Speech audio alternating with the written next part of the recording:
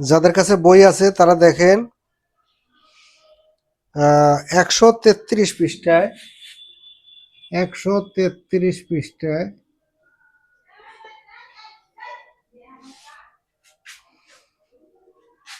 133 পৃষ্ঠায় প্রশ্ন আছে, শ্বসন ও শ্বসনতন্ত্র কাকে বলে, শ্বসনতন্ত্র কি নিয়ে গঠিত, শ্বসনতন্ত্রের কাজ উল্লেখ করো, শ্বাস প্রশ্বাসে মাংসপেশিগুলি কি কি। এই হলো প্রশ্ন। এরপরের পৃষ্ঠায় প্রশ্ন আছে, দেহের শ্বাস প্রশ্বাসের প্রক্রিয়া বর্ণনা করো, শ্বাস প্রশ্বাসের ব্যায়ামের প্রভাব লেখো।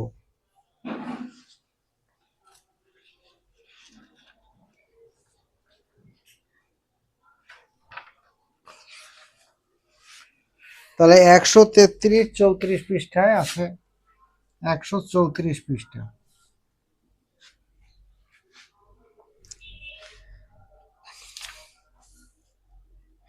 তাহলে প্রথমে আমরা আসি, শ্বসন কি।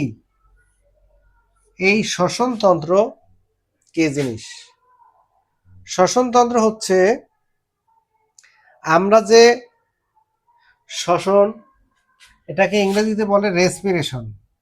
এই রেসপিরেশনটা কিভাবে হয়? রেসপিরেশনটা হয়, একটা হলো ইন্সপিরেশন আর একটা হচ্ছে এক্সপিরেশন।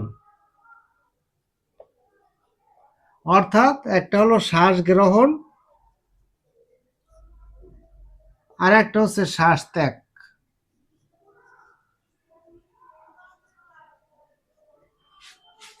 এই যে শ্বাস গ্রহণ এবং শ্বাস ত্যাগ, এই দুইটা যখন একত্রিত হয় সেটা হলো রেসপিরেশন।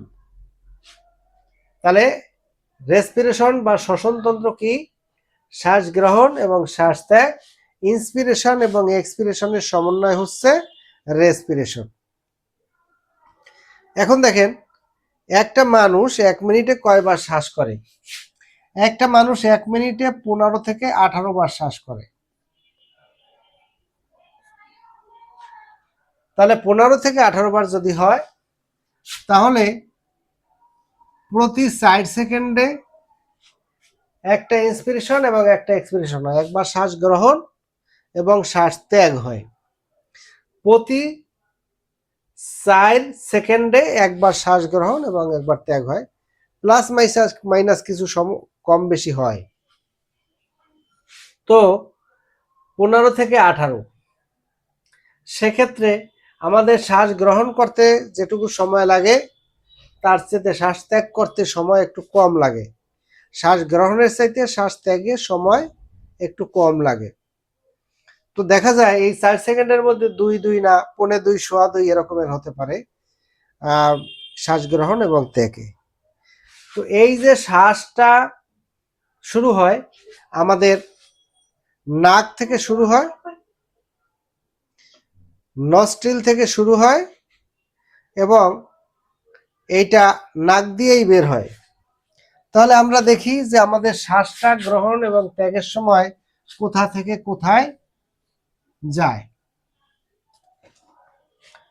শ্বসন প্রক্রিয়াটা শুরু হয় নস্ট্রিল থেকে, NOSTRIL, নস্ট্রিল। সেখান থেকে যায় নেজাল ক্যাভিটি, সেখান থেকে যায় নেজোফ্যারিংস,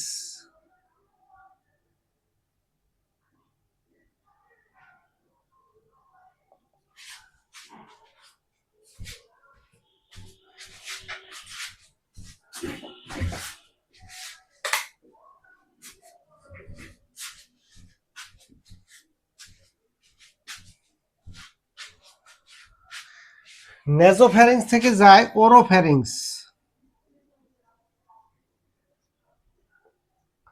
ওরোফ্যারিংস থেকে যায় ল্যারিঙ্গোফ্যারিংস,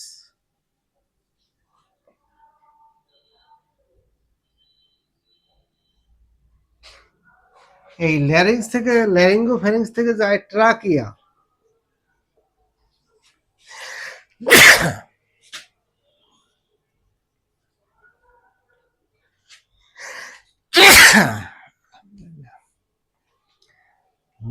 ল্যারিঙ্গোফ্যারিংস থেকে যায় ট্রাকিয়া। ট্রাকিয়ার পরে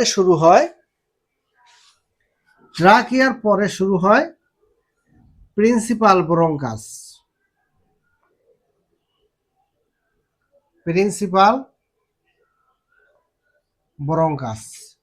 সেখান থেকে যায় লোবার ব্রঙ্কাস।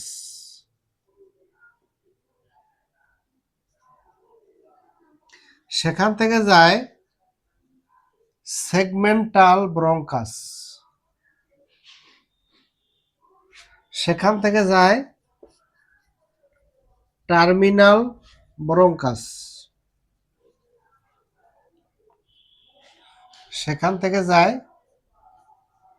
অ্যালভিওলি বা এয়ার স্যাক। এ হচ্ছে আমার নস্ট্রিল থেকে অর্থাৎ নাকের ছিদ্র থেকে শুরু, আবার নাকের ছিদ্র থেকে শেষ। যেখান থেকে আমাদের বাতাসটা ঢোকে সেখান থেকে শুরু হয়, আবার যেখান থেকে বাতাসটা বেরিয়ে যায় সেখানেই শেষ। তার মানে আমরা যে অক্সিজেন গ্রহণ করি এবং অক্সিজেন ত্যাগ করি একই জায়গা থেকে। তাহলে আমাদের নস্ট্রিল, নাকের ছিদ্র, এখান থেকে আস্তে আস্তে উপরের দিকে ওঠে নেজাল ক্যাভিটি থেকে নেজোফ্যারিংস, ওরোফ্যারিংস, ল্যারিঙ্গোফ্যারিংস, ল্যারিংস, ট্রাকিয়া। এখন এই ট্রাকিয়াটা কোনটা? আমাদের গলনালীতে যেমন এই রকমের এসির পাইপের মতো যে নালীটা আছে এইটাকে বলা হয় ট্রাকিয়া। অর্থাৎ এইটা, এই যে ফুসফুস, এইটা হলো ট্রাকিয়া। এই ট্রাকিয়ার উপরে আমাদের নাক থেকে এই গলনালী পর্যন্ত, এটা হচ্ছে ট্রাকিয়ার আগ পর্যন্ত, অর্থাৎ ল্যারিঙ্গোফ্যারিংস পর্যন্ত। এখন দেখেন, আমরা এখান থেকে যে শ্বাসটা গ্রহণ করি, ত্যাগ করি, এই ট্রাকিয়ার ভিতর দিয়ে আইসা এইভাবে প্রিন্সিপাল ব্রঙ্কাস, তারপরে লোবার ব্রঙ্কাস, তারপরে সেগমেন্টাল ব্রঙ্কাস, টার্মিনাল ব্রঙ্কাস, এগুলো ফুসফুসের ভিতরে বিভিন্ন নালী। ফুসফুসের মধ্যে যে বাতাসটা প্রবেশ করে সেই নালীটা হচ্ছে এইভাবে। এই নালী সবচাইতে বড় যেটা, এই গোড়ালি, এই গোড়ার বড় নালীটাকে বলা হয় প্রিন্সিপাল ব্রঙ্কাস। তার পরে ওখান থেকে যে শাখা প্রশাখা ছড়ায় সেটাকে বলা হয় লোবার ব্রঙ্কাস। সেখান থেকে যে শাখা প্রশাখা ছড়ায় সেটাকে বলা হয় সেগমেন্টাল ব্রঙ্কাস। সেখান থেকে যে প্রশাখাটা ছড়ায় সেটাকে বলা হয় টার্মিনাল ব্রঙ্কাস। অর্থাৎ টার্মিনাল মানে হলো শেষ, যেমন বাস টার্মিনাল, লঞ্চ টার্মিনাল, এখানে টার্মিনাল হলো এই যে শেষ জায়গাটা, শেষটা হলো টার্মিনাল। এবং এর মাথায় একটি অ্যালভিওলি বা এয়ার স্যাক আছে, অর্থাৎ এর মাথায় গিয়ে একটা বায়ুথলি আছে। এই বায়ুথলিতে বাতাসটা জমা হয়। একজন সুস্থ মানুষের ফুসফুসের মধ্যে 1500 ml বাতাস ধরে। 1500 ml। এই 1500 ml এর মধ্যে 500 ml সবসময় রিজার্ভ থাকে। 500 ml আমরা গ্রহণ করি, অর্থাৎ ইন্সপিরেশন করি, আর 500 ml এর জায়গা সবসময় ব্লাং থাকে। এই 500 ml রিজার্ভে থাকে, 500 ml এর জায়গা ফাঁকা থাকে, আর 500 ml আমরা সবসময় গ্রহণ করি সারি। ইচ্ছা করলে আমরা এই ব্লাংটা, আমি যদি মনে করি যে আমি পুরোটা ভরবো, তাহলে আমি এই নিঃশ্বাস গ্রহণ করে টান দিয়ে আমি পুরোটা ভরে নিতে পারি। আমার ইচ্ছা করলে পুরোটাও ফাঁকা করে দিতে পারি, কিন্তু পরবর্তীতে কিছু সময় ধরে এটা স্বাভাবিকভাবে আস্তে আস্তে এটা আবার ঠিক হয়। তাহলে আমরা জানি একটা মানুষ 1 মিনিটে 15 থেকে 18 বার নিঃশ্বাস এবং প্রশ্বাস, অর্থাৎ ইন্সপিরেশন এক্সপিরেশন বা রেসপিরেশন করে, শ্বসন গ্রহণ ত্যাগ করে। তাহলে আমরা বুঝবো কেমনে কয়বার করে? এটা বোঝার একটা সহজ উপায় আছে। আমাদের যে নাড়ি আছে পালস, আমাদের যে পালস বা নাড়ি আছে, এই নাড়িতে পালস বা নাড়িতে আমরা এরকম হাত দিলে আমরা আমাদের যে হার্ট থেকে যে ব্লাড পাম্পটা করে, অর্থাৎ আমাদের যে পালস নাড়ির স্পিডটা আমরা পাই এখানে। এই নাড়ির গতিটা 1 মিনিটে 60 থেকে 72 বার হয়। এই নাড়ির যে কয়বার স্পন্দন হয়, এই নাড়ি স্পন্দনের 4 ভাগের 1 ভাগ হচ্ছে শ্বাস। যার যে কয়বার নাড়ি স্পন্দন হবে তার 4 ভাগের 1 ভাগ সে নিঃশ্বাস প্রশ্বাস করবে। তো দেখা যায় 60 বার যদি তার নাড়ি স্পন্দন হয়, তাহলে 15 বার শ্বাস প্রশ্বাস সে করে। তার মানে আমি এই নাড়ি স্পন্দনটা 15 সেকেন্ড যদি ধরি, তাহলে আমি বলে দিতে পারবো যে কতটুকু তার শ্বাস প্রশ্বাসের গতি আছে। যাই হোক, এরপরে আমরা আসি এই শ্বাস প্রশ্বাসের কাজ কি। শ্বাস প্রশ্বাসের কাজ হলো, বইয়ে আমাদের যেটা দেখি, ফুসফুস এবং কৈশনিক জালিকার মধ্যে গ্যাসীয় বিনিময়ের মাধ্যমে বায়ুমণ্ডলের অক্সিজেন নাসারন্ধ্রে প্রবেশ করে থাকে এবং রক্ত থেকে কার্বন ডাই অক্সাইড ফুসফুসের মাধ্যমে বায়ুমণ্ডলে যুক্ত হয়। অর্থাৎ আমাদের যে ফুসফুসটা আছে, এই ফুসফুসের এইখানে যে হার্টটা থাকে, এই হার্ট যে কার্বন ডাই অক্সাইড যুক্ত,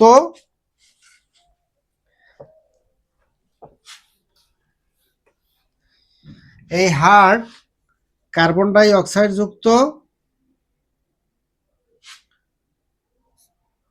অর্থাৎ CO2 কার্বন ডাই অক্সাইড যুক্ত রক্ত নিয়ে আসে, আর আমরা নাক থেকে টেনে অক্সিজেন গ্রহণ করি।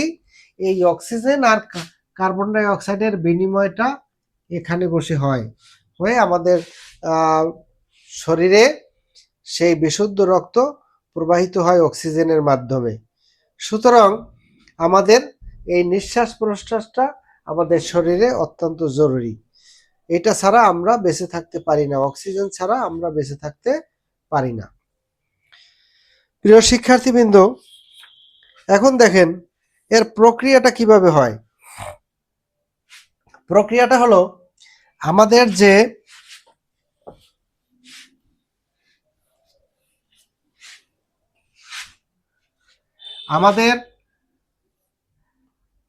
আমাদের শরীর,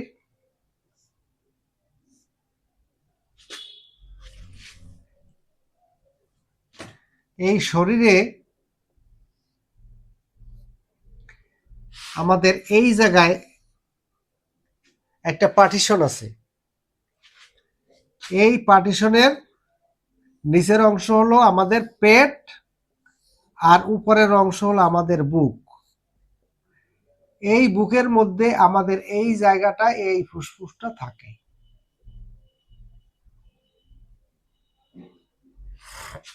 এই জায়গাটায় হাড়টা থাকে। এই যে পার্টিশনটা, এই পার্টিশনটার নাম হচ্ছে ডায়াফ্রাম বা মধ্যচ্ছেদা পর্দা।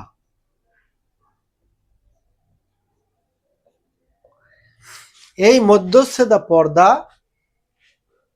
সংকোচন প্রসারণের মাধ্যমে আমরা নিঃশ্বাস এবং প্রশ্বাস করে থাকি। অর্থাৎ এই ডায়াফ্রামটা যখন নিচের দিকে ঝুলে পড়ে, তখন এই ফুসফুস জায়গাটা বেশি পায় বিধায় আমাদের এই নাক থেকে, এখানে এই নাক থেকে সরাসরি বাতাসটা চলে আসে। আবার এটা যখন উপরের দিকে চাপ দেয়, অর্থাৎ সংকুচিত হয়ে যায়, উপর থেকে যখন চাপ দেয় তখন ফুসফুসটার থেকে বাতাসটা বেরিয়ে যায়। এরপরে আমরা দেখি যে ফুসফুসের আর কি কাজ আছে। এরপরে ফুসফুসের আরেকটা কাজ আছে, আমাদের শরীরের যে শক্তি উৎপাদন, এই শক্তি উৎপাদনটা এই ফুসফুসের মাধ্যমে ঘটে থাকে। এরপরে আমাদের শরীরে কিছু রাসায়নিক বিক্রিয়া আছে, যে রাসায়নিক বিক্রিয়াগুলো এই নিঃশ্বাস প্রশ্বাসের মাধ্যমে হয়ে থাকে আমাদের শরীরে। এরপরে দেহের যে তাপ নিয়ন্ত্রণ, দেহের তাপ নিয়ন্ত্রণটাও করে থাকে এই ফুসফুস। এরপরে শ্বাস প্রশ্বাসের মাংসপেশি সমূহ, আমাদের এই শ্বাস প্রশ্বাসের মাধ্যমে কিছু মাংসপেশির মাধ্যমে শ্বাস প্রশ্বাসটা হয়। তার মধ্যে একটা হলো এই ডায়াফ্রাম। এইটা সংকোচন প্রসারণ যদি বন্ধ হয়ে যায় তাহলে আমাদের শ্বাস প্রশ্বাস অটোমেটিক্যালি বন্ধ হয়ে যাবে।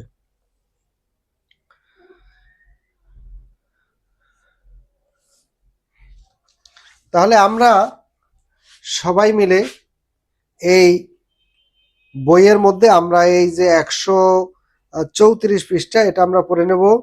দেহের শ্বাস প্রশ্বাসের প্রক্রিয়া বর্ণনা করো। স্নায়ুতন্ত্রে অবস্থিত নিউমেট্রোকিক্স অ্যাবসেট্রিক ও শ্বাস প্রশ্বাস কেন্দ্র দ্বারা নিয়ন্ত্রিত হয়ে থাকে। এছাড়াও রক্তে অক্সিজেন এবং কার্বন ডাই অক্সাইড গ্যাসের চাপ দ্বারা নিয়ন্ত্রিত হয়ে থাকে। প্রথমে নিউমেটাকিসক অ্যাপেস্টিক কেন্দ্রকে উত্তেজিত করে এবং অ্যাবসেট্রিক কেন্দ্র শ্বাস কেন্দ্রকে উত্তেজিত করে। শ্বাস কেন্দ্র স্নায়ুর দ্বারা শ্বাসের মাংসপেশি ডায়াফ্রামকে উত্তেজিত করে। অর্থাৎ এই ডায়াফ্রামটা যদি উত্তেজিত না হয় তাহলে এখানে আমাদের সংকোচন প্রসারণটা যদি বন্ধ হয়ে যায়, অটোমেটিক্যালি শ্বাস প্রশ্বাস বন্ধ হয়ে যাবে। সুতরাং আমাদের এই শ্বাস প্রশ্বাসটা চালু রাখার জন্য ডায়াফ্রামটা হচ্ছে সবচাইতে অত্যন্ত জরুরি। দেখবেন অনেক সময় কেউ যদি হঠাৎ করে পড়ে যায়, দেখা গেল দৌড় দিয়ে গেছে, রাস্তার মধ্যে পড়ে গেছে, হঠাৎ করে দেখা যায় তার শ্বাস প্রশ্বাস বন্ধ হয়ে গেছে, তখন বুঝতে হবে তার এই যে ইন্টারকোস্টাল মাংসপেশি বা ডায়াফ্রাম, এই ডায়াফ্রামের সংকোচন প্রসারণ বন্ধ হয়ে গেছে। সাথে সাথে আপনাকে যেটা করতে হবে সেটা হলো কার্ডিয়াক মেসেজ। বুকে হাতের উপরে হাত রেখে আপনাকে মেসেজ দিতে হবে। তারপরেও যদি দেখা যায় এটা কভারেজে না আসে তাহলে তাকে মাউথ টু মাউথ ব্রিথিং দিতে হবে, অর্থাৎ একটা পাতলা কাপড় দিয়ে মুখের সাথে মুখ দিয়ে তাকে জোরে ফু দিতে হবে।